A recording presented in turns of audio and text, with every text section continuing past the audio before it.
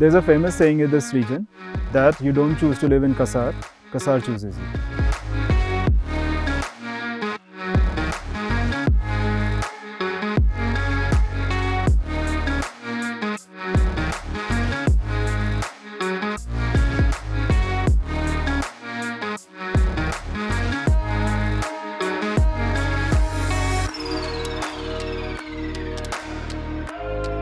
I'm Kshitij Aggarwal. I founded Studio Bardo in the year of 2018 with my partner Nikita in Almora. We primarily work on mountain architecture and design in the region of Kumaon. While designing, the main focus that we had was how to get the maximum amount of sun inside the house and to leave as much land as possible for vegetation and not to cut any trees.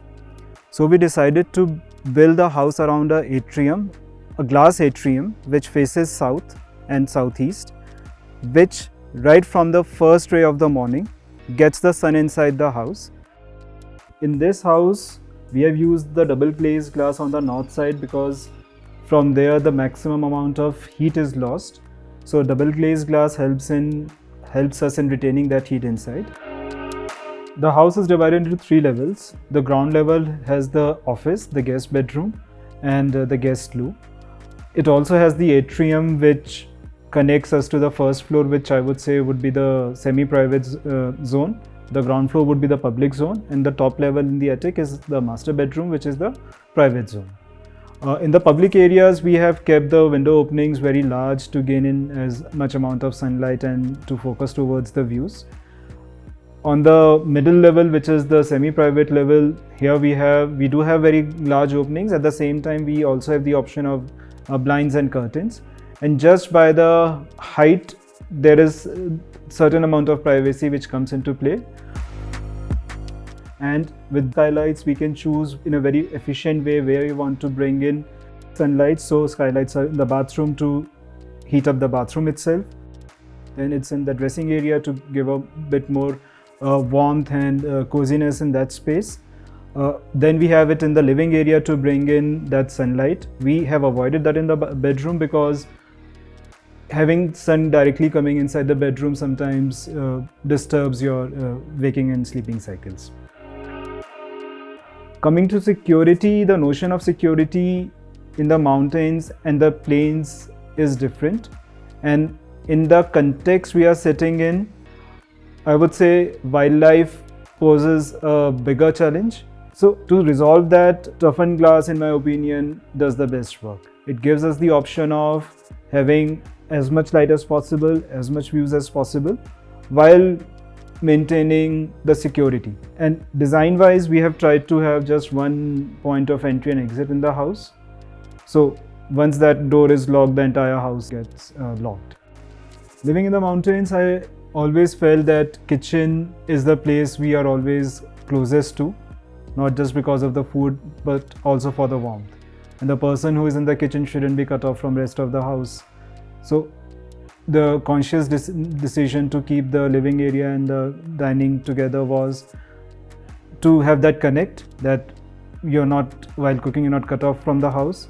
And in fact, we made the conscious choice not to have a separate dining table and just to extend the breakfast counter into a full-fledged dining system. There are lots of opportunities that we have utilized to make the house sustainable. By default, infrastructure-wise, we didn't have a water connection. So right now the house is completely dependent on rainwater harvesting. We are collecting all the rainwater that's falling on the roof and it gets filtered and gets stored, which is utilized throughout the year. Heating-wise, to maximize the heat gain inside the house and to keep that heat trapped inside the house, we have used insulated and hollow walls. We have used rat trap bonds for building the brick walls. Then we have extensively used mud plasters, which provide another layer of insulation.